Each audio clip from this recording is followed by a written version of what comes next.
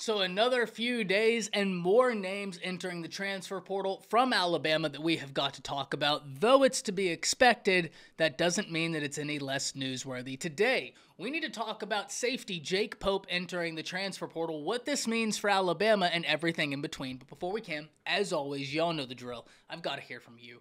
Hop down to the comments, give me a Y for yes or an N for no. Are you surprised that Jake Pope hits the transfer portal? And let me know what you're thinking. If you're new to the channel, be sure to subscribe, hit that bell notification as I do constant college football content. You don't want to miss any of it. And if you enjoyed the content, be sure to like and comment down below. But having said all that, let's jump right into this. And as I alluded to in the intro, another name in the transfer portal, this time safety Jake Pope.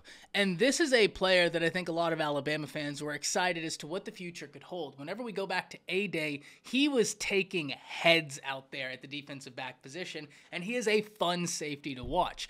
I have no doubt that this is going to be a player that, like Earl Little Jr., is not going to be in the portal long, and there's a variety of reasons why. Even though that Jake Pope doesn't have extensive game film, I think the A-Day film that he will be able to present is going to be impressive, and two, this is a defensive back coached by T-Rob and Nick Saban. That alone is an enticing pitch for any college out there after a defensive back. It's one of the big reasons why I'm not surprised that Earl Little Jr. was only in the transfer portal for about a week before he found a home. I have no doubt that just about every college out there gave him a call. Why?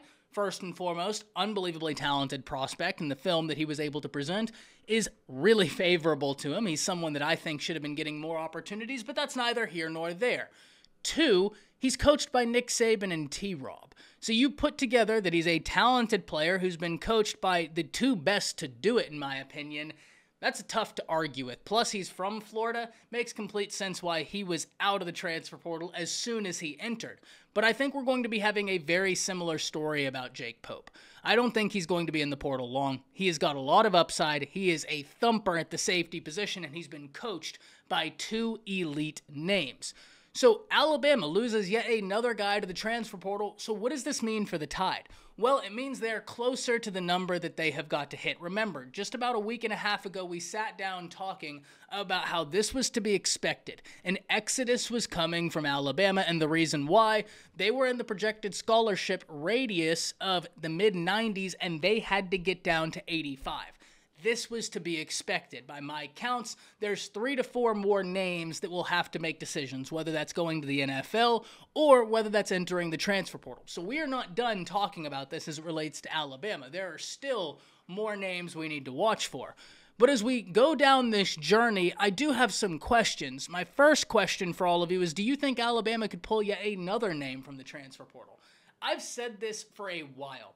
I didn't think Alabama was going to have a big transfer portal haul. In fact, I said it on the Bama Standard, I said it on Bama Football with Kyle Henderson, that if Alabama only had taken LT Overton from the transfer portal, I'd have been over the moon. I think that's a phenomenal addition. Alabama wanted him out of high school. I don't think A&M used him correctly, and I think Alabama got an absolute diamond in the rough that college football is going to be kicking themselves that they let Nick Saban get a hold of. We know Nick Saban doesn't take many guys out the transfer portal, but the ones that Alabama does take typically work out. So I'm interested in seeing if Alabama could do anything in the transfer portal, specifically at the center position.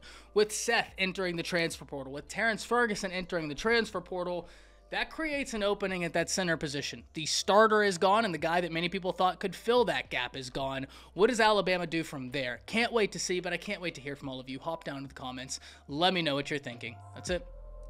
See ya.